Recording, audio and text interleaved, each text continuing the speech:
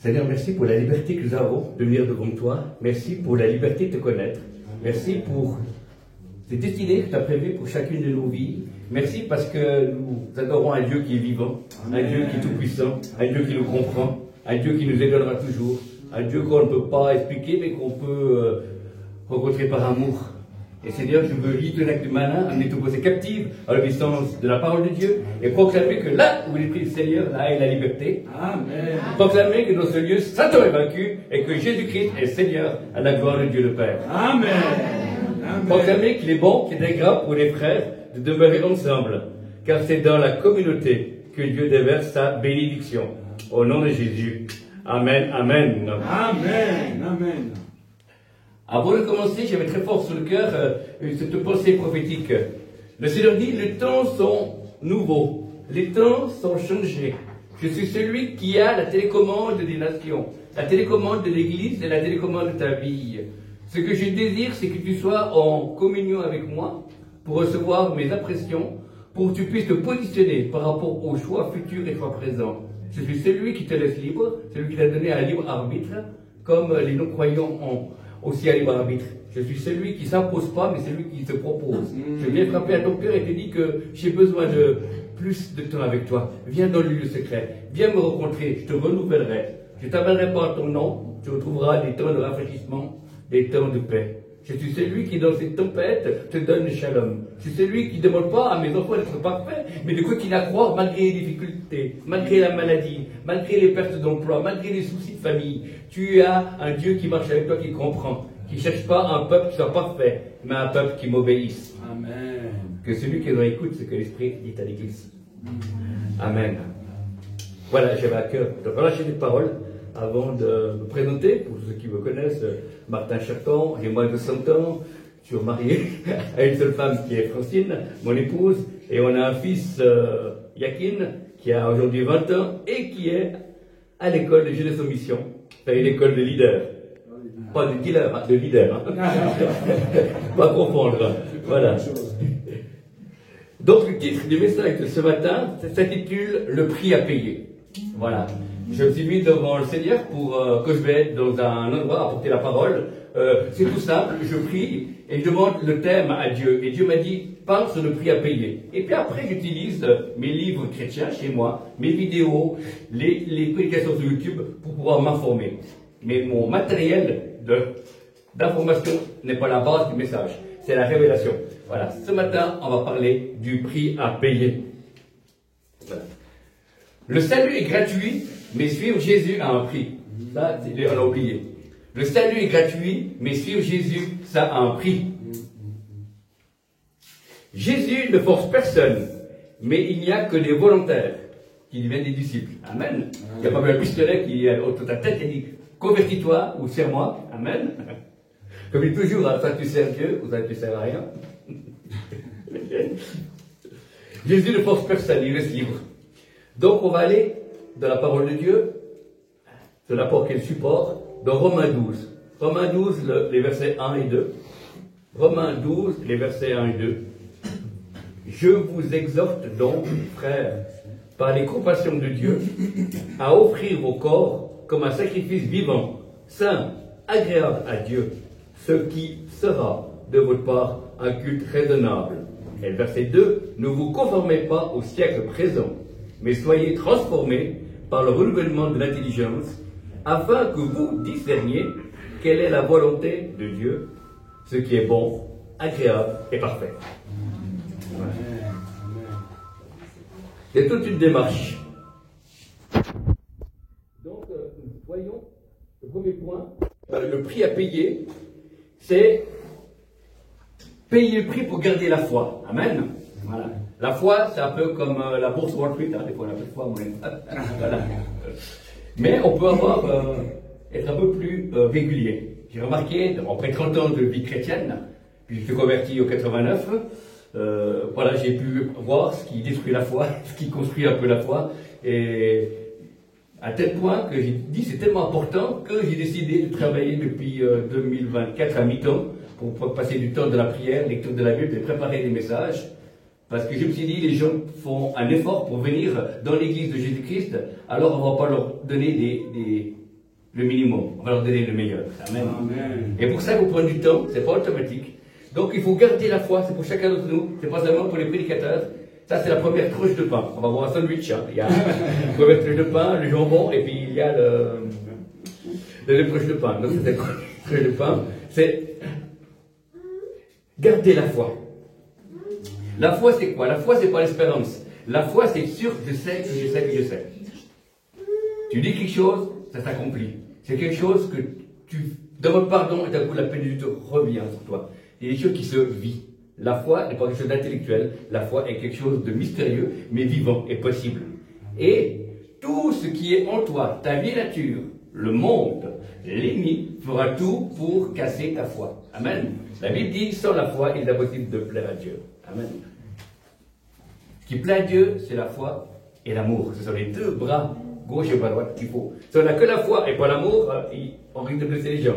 Si on a l'amour et pas la foi, on va être un prophète du découragement. Et puis je sais que dans l'église, certains ont fait ministère à plein temps. Voilà. Voilà. Donc, garder la foi, c'est quelque chose qui est... que vous travaillez chacun et chacune, c'est pas votre pasteur ou votre responsable, c'est nous personnellement. Comme je travaille à mi-temps, le matin, je travaille dans la parking, je suis concierge, eh ben, je nettoie, voilà, et je garde la foi en pensant, priant, en habitant Dieu dans ce que je fais, parce que je sais que Dieu est autant là, le matin de mon parking, à 6h30 le matin, qu'aujourd'hui. Amen. Il n'y a pas un Dieu du dimanche et un Dieu de la semaine, hein. C'est le même Dieu. C'est nous qui voyons pas, mais en plus de foi de l'église, parce que c'est plus rassurant. Voilà. Et un jour, j'ai eu cette vision, il y a quelques années en arrière, où j'ai vu un chrétien qui était debout devant l'estrade, comme ça, sur l'estrade, et puis les décors changeaient. Il y avait la ville, il y avait la plage, il y avait les concerts, il y avait les magasins, et c'était la même chair, et voilà. Et Dieu me montrait que malgré les décors qui changent, Dieu est le même, hier, aujourd'hui et éternellement. Amen. Amen. Amen. Et des fois, les chrétiens sont perdus s'il n'y a plus les murs de l'église qui les rassurent. Mais c'est pas grave, Dieu est en toi, Dieu il est avec toi, Dieu il est pour toi. Amen. Amen. Et si nous sommes infidèles, lui il demeure fidèle, car il ne peut pas se régner lui-même. Amen. Donc bon, le but du travail pour chaque enfant de Dieu qui veut devenir disciple, pardon, c'est de garder la foi. Et il y a des circonstances qui vont nous aider sur la route en voiture, des personnes qui ne sont pas polies, des insultes, ou d'autres choses, de l'incompréhension de la part de nos patrons ou de la part des membres de la famille. Ça peut arriver.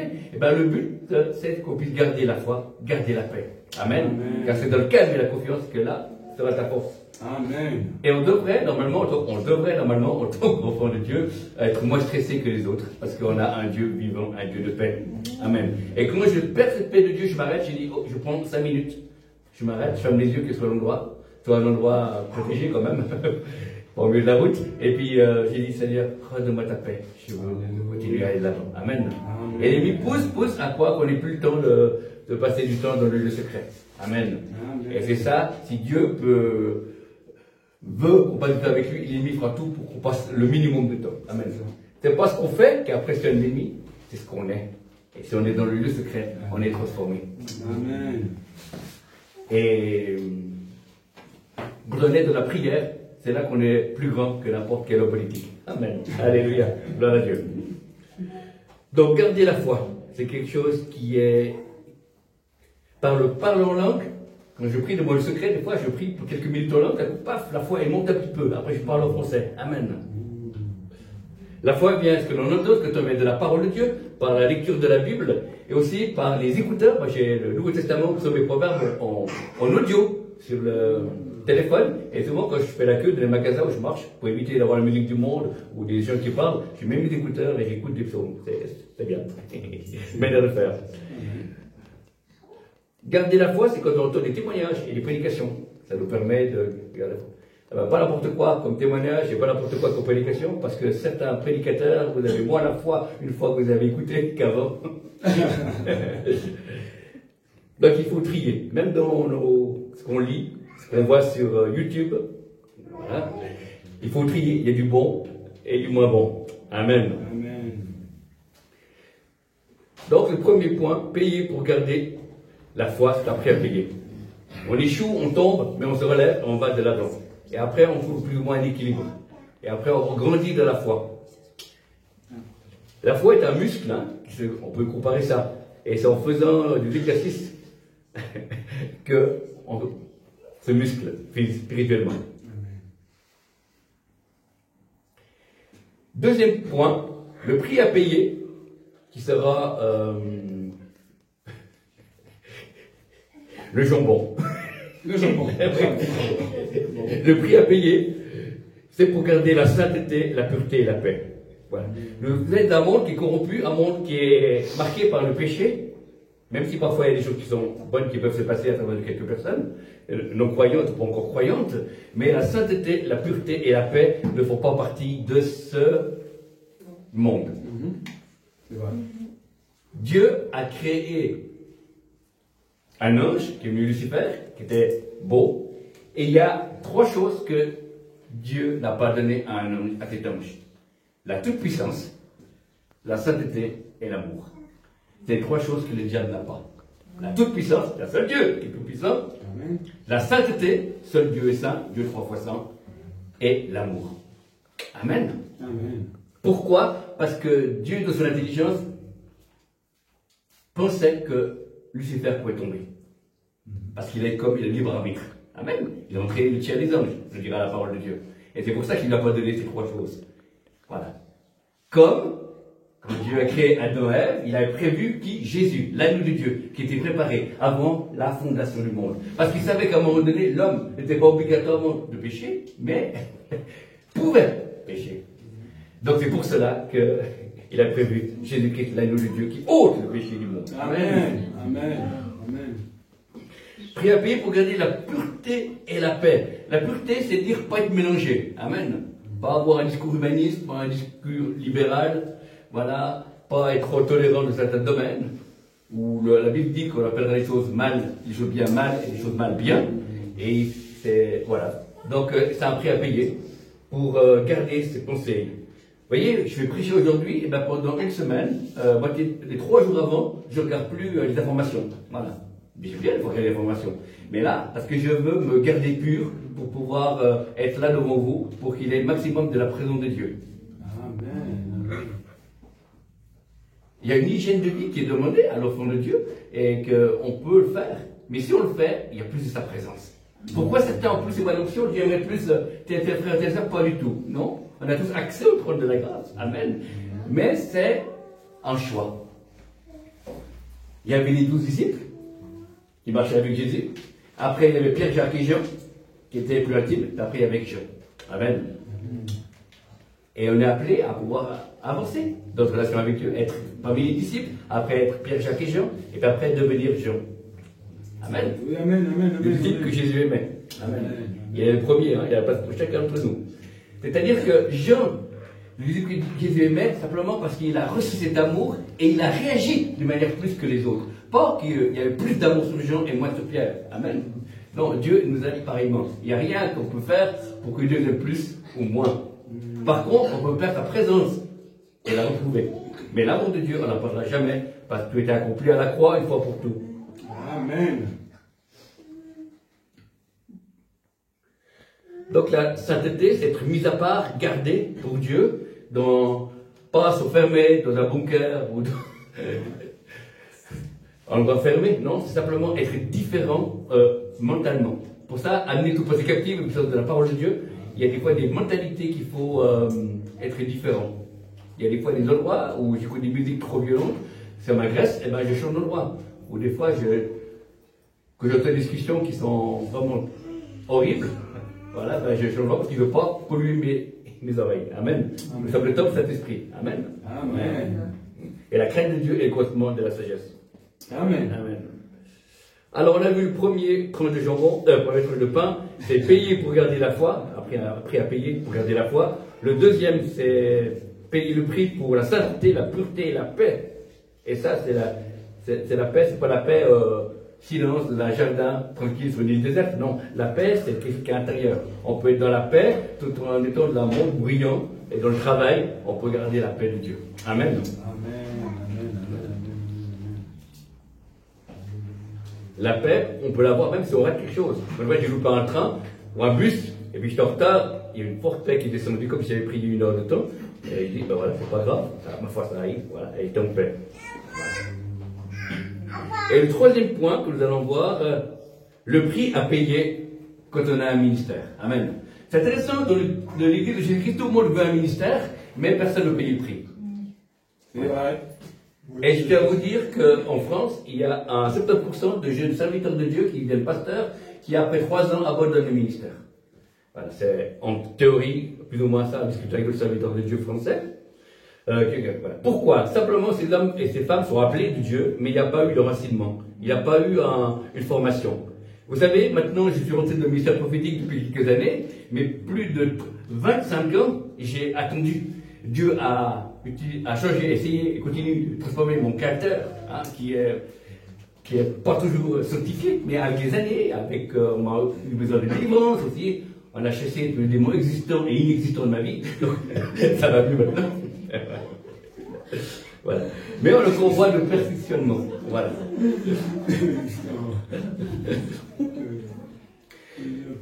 Mais un ministère, ça a un prix. Il y a un prix à payer parce qu'il y a des choses que d'autres chrétiens peuvent se permettre et nous, en tant que ministère, on ne se permettra pas. Voilà. Il y a des choses que les gens ne voient pas, mais qu'on fait en tant que ministre de Dieu, que ce soit un ministère d'Éphésiens 4:11, d'apôtre, de prophète, de pasteur, d'auteur, enseignant, évangéliste, ou bien un chantre, ou bien tout ce que vous voulez, mais qui est public. Voilà. On vient à l'avance, on doit ranger après.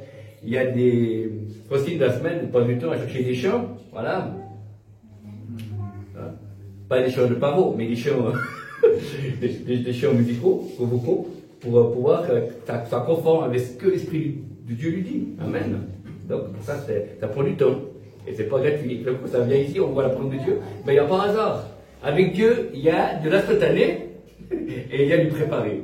Certains veulent que l'instantané ou que le préparé. Mais il faut les deux. Amen. Amen. L'équilibre des deux que Dieu donne. Voilà. L'équilibre de Dieu, pas mon équilibre. Amen.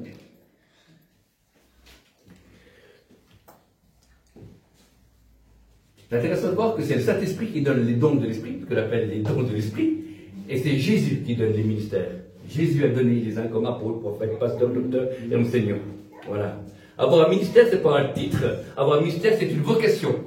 Avoir un ministère, il y a avoir la vie. Ceux chrétiens qui disent qu'ils sont ministères et qu'il n'y a pas la vie, je me dis, mais ils ne sont pas appelés, ils sont appelés des hommes, il n'y a pas. Il faut qu'il ait la puissance de Dieu qui doit se manifester à un moment donné. Il doit avoir des questions de prière, il doit avoir des expériences personnelles dans l'homme et la femme de Dieu, dans les lieux secrets. Voilà.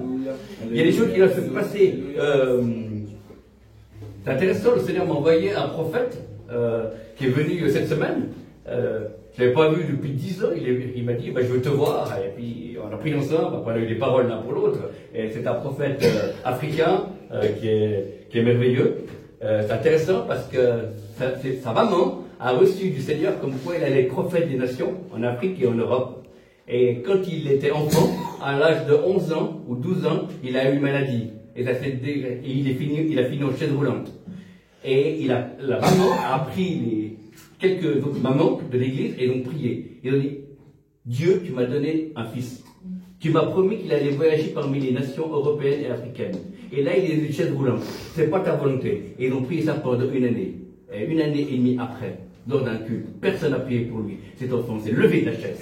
Et il est devenu le prophète qui est aujourd'hui. Amen, amen. Il n'a pas changé. Yes. Parce que c'est Dieu qui donne les ministères. Amen. Et la faiblesse de l'église en Suisse et en France, en Afrique, je ne connais pas, mais je parle pour la Belgique aussi, c'est qu'il y a des gens qui sont appelés des hommes, mais pas de Dieu.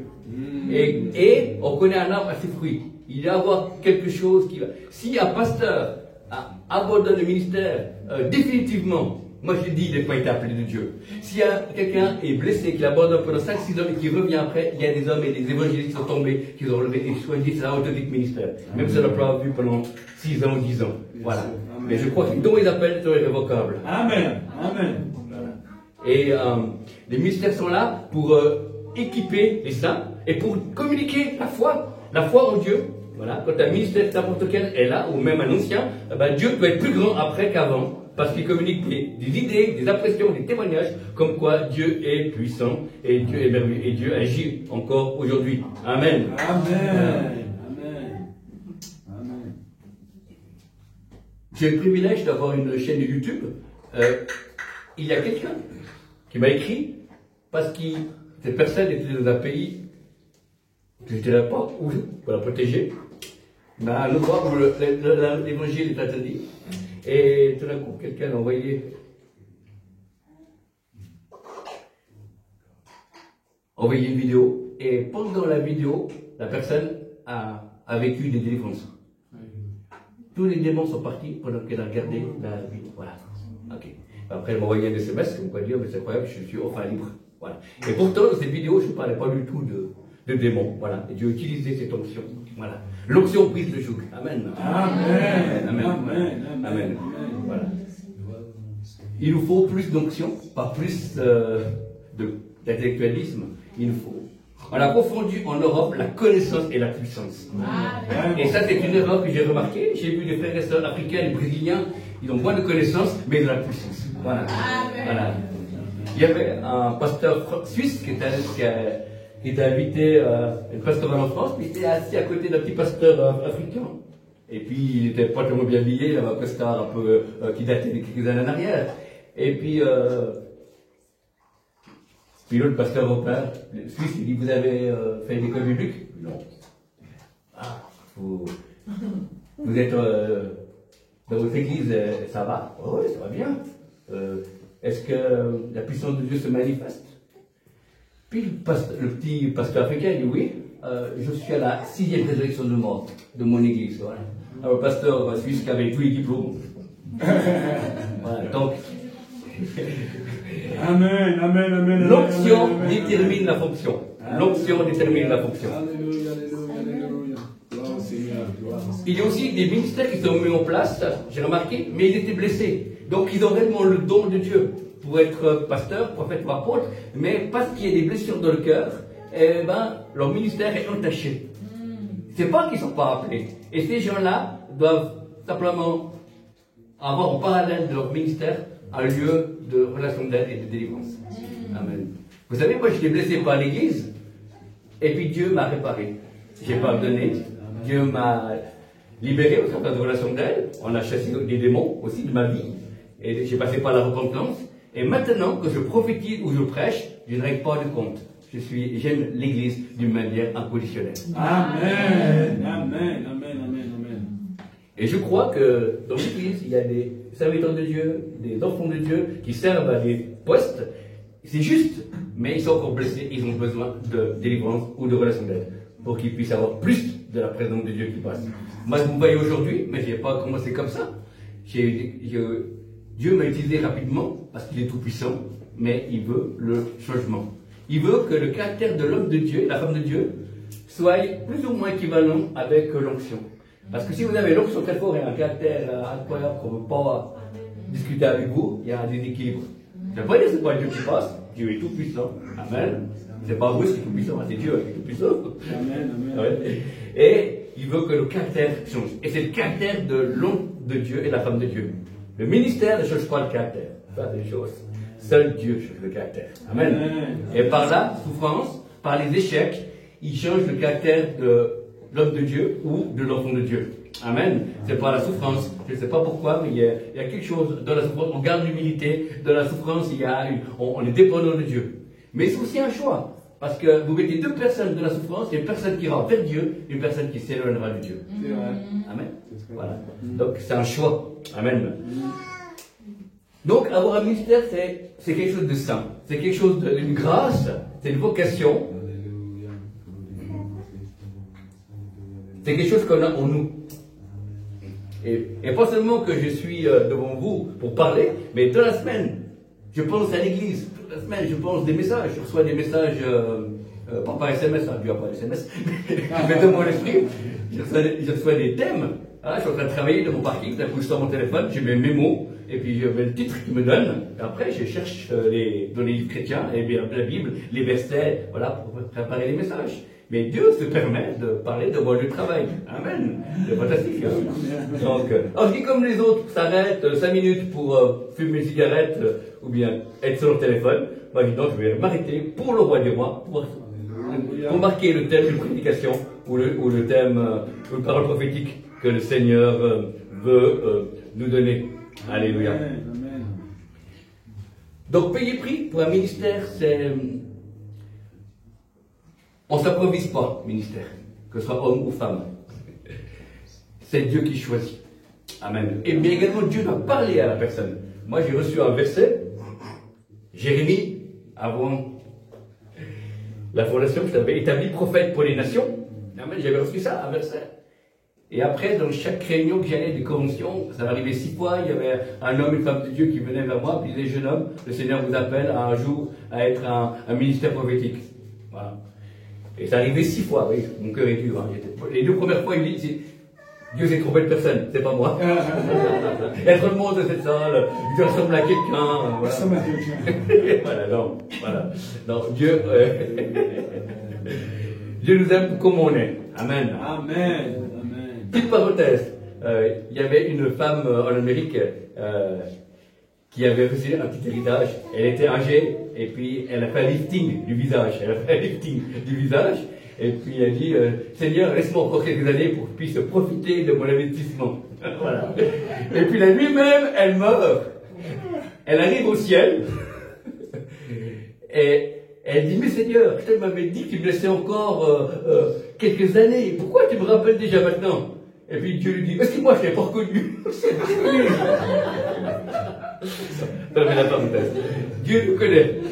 Amen, amen, amen. Dieu ne regarde pas à l'apparence. Amen.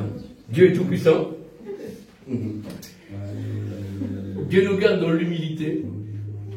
Il y a un tas de choses que l'homme et la femme de Dieu connaît, et un tas de choses qu'il ne connaît pas. Et surtout dans le prophétique. Hein. Quand le Seigneur donne une demi-phrase, hein, qui s'appelle un début de phrase de Beethoven, donc c'est inachevé. Je veux bénir le peuple, il n'y a rien du tout. Et puis c'est seulement quand il dit je veux bénir le peuple que le Seigneur vous donne la suite après, voilà, les 3 générations, etc. Ah, super, amen. C'est passionnant. C'est pour ça qu'il faut avoir la foi. Parce que si on n'a pas la foi, eh ben, on tente Dieu. La Bible dit qu'il ne faut pas tenter Dieu. Et la foi, c'est pas tenter Dieu, c'est agir selon son cœur, selon sa nature. Voilà. Donc on reconnaît un arbre à ses fruits. S'il dit soit guéri au nom de Jésus, la personne n'est pas guérie, c'est peut-être moi dans mon excitation, ma motivation, voilà. Mais si c'était de Dieu, la personne serait guérie. Parce que les résultats que je vois dans l'église, on dit que c'est Dieu qui a parlé, moi je dis que c'est pas Dieu parce que le résultat est vraiment désastreux, des fois. Amen. Voilà. Et Dieu est un Dieu de miraculeux. Dieu est un Dieu de la perfection. Amen. Dieu est un Dieu d'authenticité. Dieu est un Dieu d'humilité. Dieu est de... L'église est appelée à être le colonne et l'appui de la vérité, vous avez marqué dans Timothée. Donc c'est un lieu de vie, un lieu de puissance. Et nous pouvons dire, comme l'apôtre Paul, ma prédication ne repose pas sur des motifs humains, de la sagesse humaine, mais c'est une démonstration de force et de puissance. Amen. Amen. Donc il faut revenir à la foi. Voilà. J'aime beaucoup l'apôtre Catherine Crick qui dit que Dieu donne l'onction à ses serviteurs seulement quand il a confiance. C'est pas parce que tu as appelé que tu as l'onction. Elle a découvert. Et moi, j'ai découvert que mon onction a grandi parce qu'il voulait d'abord voir qu'est-ce que j'en fais de la portion que je n'ai. Imaginons que j'ai l'onction 2. Hein. Eh ben, il veut voir comment j'utilise. Est-ce que c'est pour me glorifier? Est-ce que c'est pour me faire un nom? Est-ce que c'est pour impressionner le pasteur? Impressionner ma belle-mère? Ou autre chose? Non, pas du tout. C'est pour aimer le peuple. Après, Dieu a rajouté. Amen. C'est un lieu de multiplication. Amen. Amen. Voilà pourquoi on a besoin de l'onction. Et on va de gloire en gloire. Amen.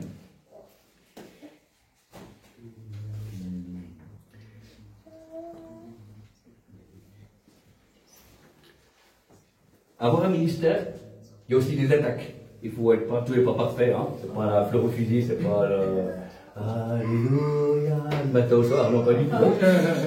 Voilà. Des fois, c'est « Aïe, de moi, ça tombe hein. !» Les médias aussi. Hein. Et puis des fois, tu dois te préserver. Il y a des choses qui sont... Il faut faire attention. Parce que l'ennemi veut nous faire tomber. Amen. Mais un véritable ministre de l'évangile est connu même du monde des ténèbres. Amen. Amen. Amen. Je vais vous raconter ce qui s'est passé 2 fois au 30 ans de vie chrétienne. 2 fois c'était passé à Lausanne. J'étais à la place de François, on allait traverser la route, il était au feu, il y avait à peu près une 50aine, 60 personnes au feu, voilà. Et puis tout d'un coup, il y a une femme qui est vers moi, elle est à peu près à la même distance que Jeanne. Il y a des groupes de monde à côté d'elle. Elle s'arrête, une femme, elle doit avoir peut-être 70 ans, puis elle dit, ah vous là, vous. Moi je vous parle à vous là, en face de monsieur là. Tout le monde regardait. C'était moi. Vous là, serviteur de Dieu. Je ne connaissais pas cette femme. Puis il dit, on ne vous aime pas. Le monde des ténèbres ne vous aime pas. Vous le dérangez. On n'est pas ce que vous faites. Et puis, elle dit, on ne vous aime pas. Et vous êtes venu sur le territoire maintenant, vous promenez. On n'aime pas ça. Alors, elle est partie. Et c'est impossible que sur cette foule de 60 personnes, quelqu'un sache que je sois serviteur de Dieu, que je prêche et que je suis pas aimé. Voilà. Et là, j'ai compris que c'était pas la personne, c'était la personne qui la squattait. Bah oui. Voilà, qui avait eu la révélation. Voilà. Et ça m'est arrivé 2 fois. Donc, j'ai compris qu'on est connu, un véritable ministre de l'Évangile est connu du monde des ténèbres. Puisque dans le livre des Actes, les fils de Sheba, il dit, on connaît Jésus, on connaît Paul, mais vous, qui êtes-vous? Voilà. Donc, en tant que ministre, on doit savoir qu'on est connu des ténèbres. Amen. Voilà. Il y avait un évangéliste que j'aimais beaucoup, maintenant il est auprès du Seigneur, c'est Ray Brooks. Voilà. Et au début du ministère, il avait fait une erreur, pasteur Eugène, il avait fait une erreur. Il avait fait la délivrance en Afrique, oui. Et il a dit, esprit de mensonge, dis-moi la vérité. Esprit de mensonge, dis-moi la vérité. Après, il a dit, pasteur, écoute, tu peux pas dire ça, mais oh, c'est vrai. Voilà. Mais on apprend, on va de blanc en blanc. Et puis cet homme a marqué des vies, et que cet évangéliste, et beaucoup ont été sauvés au travers de son ministère. Voilà. Parce que c'est un ministère qui vient de Dieu. Voilà. Et tant que Jésus n'est pas venu, il donnera encore des ministères il appellera encore des gens au ministère. Amen. Des ministères à plein temps, à mi-temps, on voit des gens qui travaillent à 80% qui sont venus. Voilà. L'important, c'est pas le nombre de temps qu'on sert, c'est donc son appel et dans l'onction. Amen. Et surtout, le ministère est appelé aussi à passer du temps régulier dans la prière, l'intercession, parfois le jeûne, parfois il y a des temps où on se couche tard, des fois on se lève tôt, voilà. Des fois on se dort l'après-midi, ça m'arrive des fois. Voilà. Des fois ça m'arrive quelques fois. Cet après-midi, je me confesse que je m'endors de façon plus personnelle. Je me réveille au bout de 10 minutes ou moins. Ça arrive. Alors voilà. Donc je suis humain, je vous partage, pas vous croyez que je viens de la 3e galaxie, que j'ai un ministère intergalactique, non. Pas du tout. Je suis un homme de la même nature que vous. Voilà. Et des bons desserts et des bons cafés. Voilà. Mais je sais que c'est une grâce et Dieu m'a choisi. Il m'a fait venir du Vietnam, il m'a sauvé ma vie là-bas, il m'a fait convertir en Suisse, et puis il a fait de moi un ministère prophétique. Moi qui voulais être pasteur, que j'étais né de nouveau, j'ai dit, ben voilà, je vais attendre l'entour de Jésus, je vais être pasteur, une petite église, pas trop de monde, 40 personnes, pas plus, 2 cas difficiles pour me sanctifier, et puis j'attends le retour de Jésus. Mais non, le Seigneur a voulu que je sois un ministère itinérant. Alors voilà. Gloire à Dieu. Mais j'ai béni les pasteurs. Amen. Moi je suis pas pasteur, mais je suis pasteurisé. Et je bénis. Voilà. Alors on va conclure là, je vais prier maintenant, avant de passer un temps prophétique. Priez Seigneur pour ceux qui ont la peine de garder la foi. Seigneur, je te prie. Je ne veux pas lever les mains, c'est vous devant Dieu, fermez simplement les yeux tout le monde. Voilà. Je prie pour tous les frères et sœurs qui ont la peine à garder une foi vivante dans ce monde de fous, on peut dire, mais qui puissent persévérer, Seigneur, comme nous avons persévéré. Et petit à petit, la foi est fortifiée. Et Jésus a dit, vous avez vaincu le monde par la foi. Amen. Merci Seigneur, qui puisse continuer à travailler. Ils ne vont pas décourager dans le nom de Jésus. Donc, faisons du découragement. Et nous proclamons qu'ils vont marcher par la foi, puis c'est leur nature, c'est leur destinée. Ils sont appelés à marcher par la foi et garder par la foi. Dans le nom de Jésus. On les bénit, ces frères et sœurs, dans le nom de Jésus. Et merci de nous encourager à lire la parole, à passer du temps à prier. Pas forcément longtemps, mais des qualités. Dans le nom de Jésus. Amen. Après, je prie pour les gens par rapport à la sainteté, la pureté, la paix. Là aussi, puissez choisir le style de film que vous voulez voir, de musique à écouter, ou des loisirs, regardez. Gardez la sainteté, la pureté et la paix, mais que ce ne soit pas quelque chose de légalisme, mais que ce soit quelque chose de vrai. Et si c'est quelque chose de vrai, il y aura la présence de Dieu manifeste. Et des fois, on demande aux gens d'enlever des choses, mais il n'y a rien qui remplace, et les gens tombent. Il y a rien qui est rempli. Mais si vous avez enlevé des choses négatives, et que c'est remplacé par la présence de Dieu, ça vaut toutes les présences. Et pour finir, je vais prier pour ceux qui sont appelés à un ministère, pour ceux qui sont dans le ministère mais qui ont passent par des temps difficiles. Je vais les bénir, ces hommes et ces femmes, parce qu'il n'y a plus d'ouvriers. Et la moisson est grande. Alors c'est donc tu renouvelles et tu crées une nouvelle complicité, une nouvelle camaraderie dans le corps de Christ entre les hommes et les femmes de Dieu, quelles que soient nos familles, qu'on soit africains, qu'on soit aussi européens, c'est d'avoir un réseau, un Facebook spirituel avec des hommes et des femmes qui ont ton cœur, Seigneur, dans le nom de Jésus. Amen. Amen et Amen. Alléluia.